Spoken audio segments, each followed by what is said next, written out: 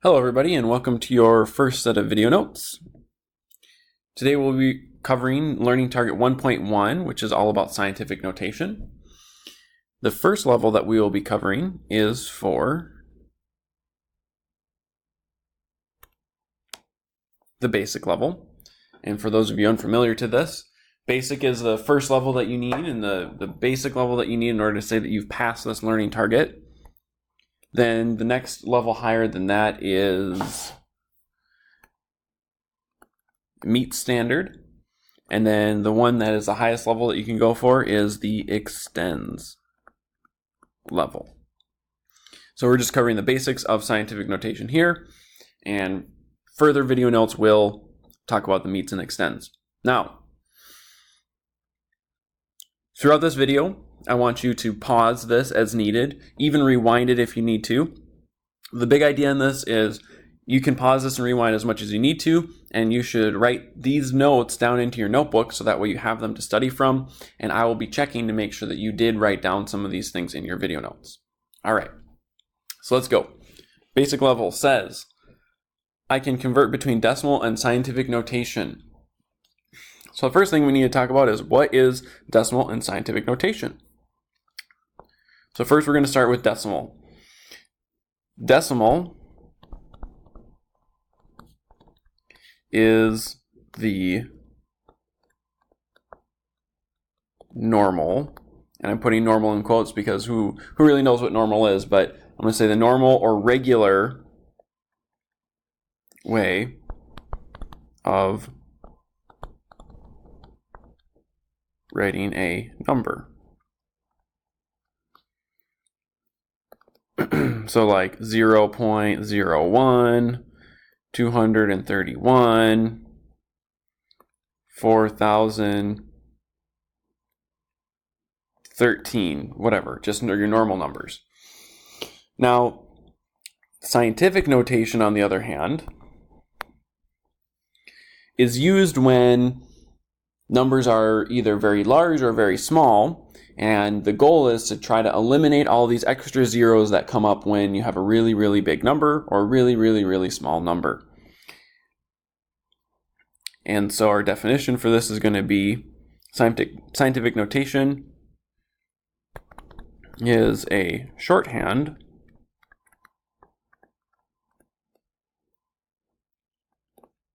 for really large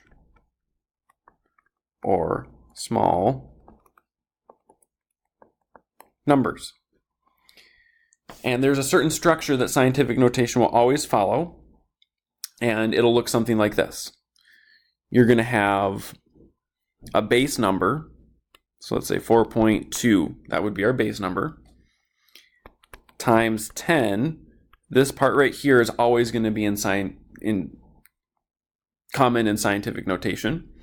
And then you're going to have it to the power of an exponent. So I'm writing 4 this time. This exponent can be positive or negative, and I'm going to explain that over here.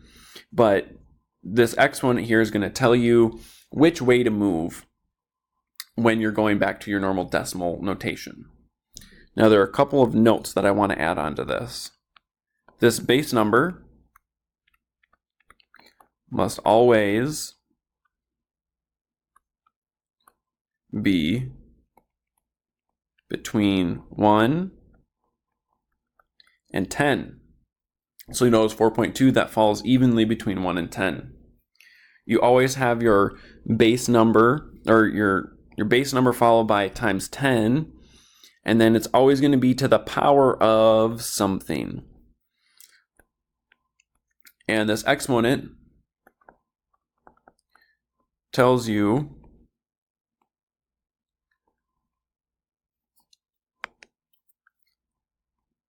how to move the decimal. Okay, and I'm going to explain the exponents right now. So exponents explained. So you can have two options for your exponents, like I mentioned before. They can either be positive or they can be negative. All right. So if it's positive, the number is greater than 1. So move the decimal to the right. Okay? So if you have 4.2 times 10 to the 3, that's going to tell you need to move the decimal 3 places to the right.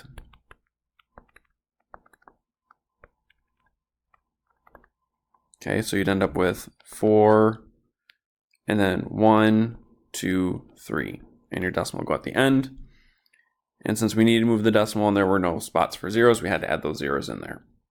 Okay, so that's how you convert that. If the exponent is negative, it's going to be just the opposite. So that's going to mean, let's change the color here. The number is less than 1. So move the decimal to the left. So if instead of 4.2 times 10 to the third, we have 4.2 times 10 to the negative 3, that tells us we need to move 3 places, and since it's negative, to the left. So we're going to have 3 to the left. So we have our 4 and the 2 and the decimals in between, so we're going to go 1, 2, 3. So we've moved it 1, 2, 3 places, and the decimal goes there. You can throw on a 0 in front if you'd like, you don't have to. And so this would be our number here. You'll notice that this is smaller than 1, and this one over here is bigger than 1. And my pro tip popped up a little bit early, but I want to draw your attention to this. Highlight it, write it down, do something with it, make it obvious in your notes that this is an important idea. My tip is always ask yourself, is this bigger or smaller than 1? Circle it, box it in, put fireworks around it, do whatever you need to. But this is a big idea. I'll always be asking you this, and that's how you can always make sure you're getting the right answer. Let's do a few more examples over here.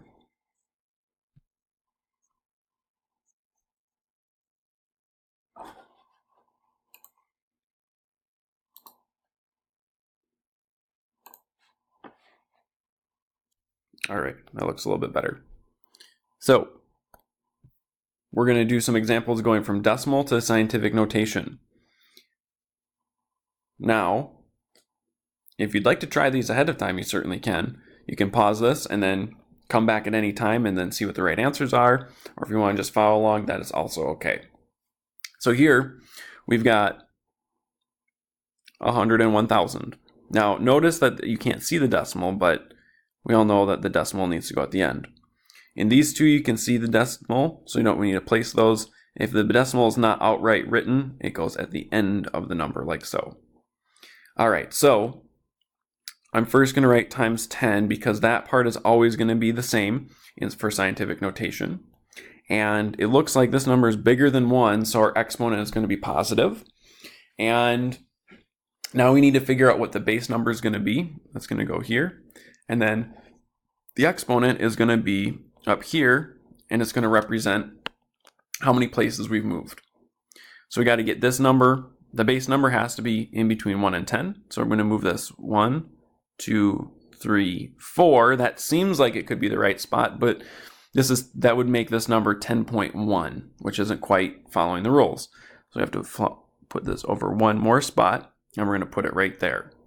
So that makes us to 1.01, which is between 1 and 10, times 10 to the power of however many places we moved, which was 1, 2, 3, 4, 5.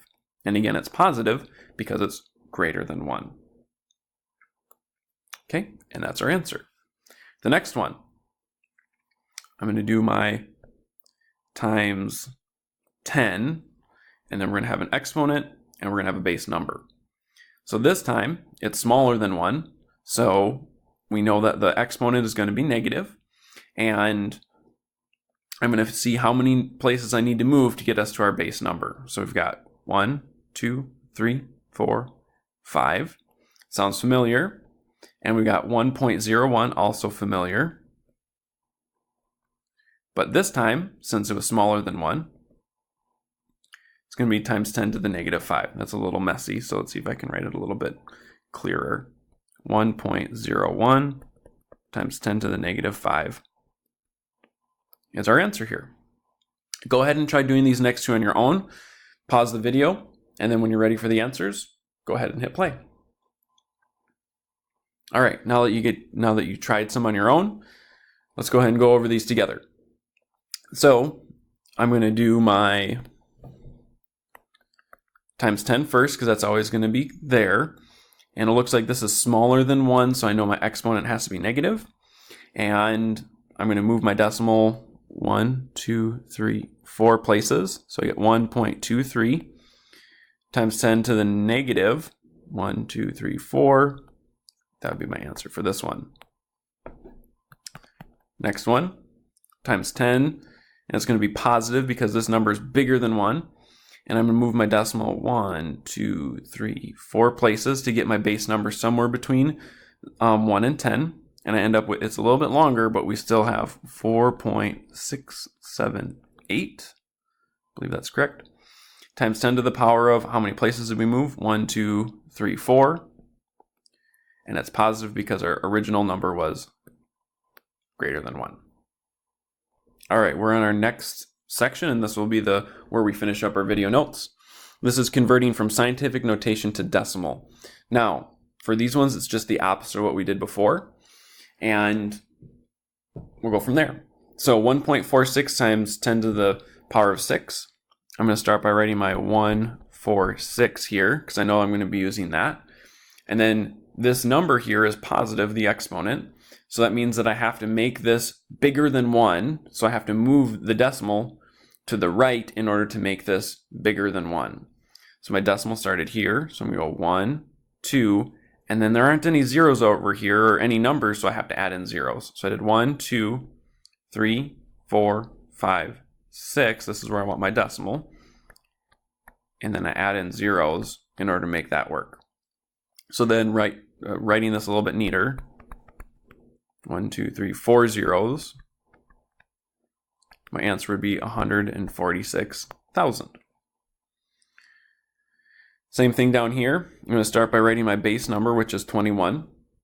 And then this negative number tells me that my answer should be smaller than 1. So I'm going to have to move the decimal 3 places to the left, because if I moved to the right, it would get bigger. So my decimal started here, so I'm going to go 1, and there aren't any numbers here, so I'm going to have to add in zeros. 1, 2, 3 is where I want my decimal. So I'm going to put my zeros there. And so in the end, I end up with 0.0021. You can always throw that 0 in the beginning if you'd like. Okay, go ahead and pause the video and try to do these next ones on your own. All right, now that you've done that, let's go ahead and do this again. 4286. The negative tells me this has to be less than 1, so I'm going to move the decimal to the left. Decimal started here, and I'm just going to move it to one spot right there. So my answer would be 0.4286. And then you can throw that 0 in the front if you'd like. Last one, 998 is my base number. 4 is a positive 4 tells me I need to have my final answer be bigger than 1. So I put my decimal there. 1, 2, 3, 4. So my decimal goes, throw in my zeros. I end up with 998 with 2 zeros, which is 99,800. And there you go.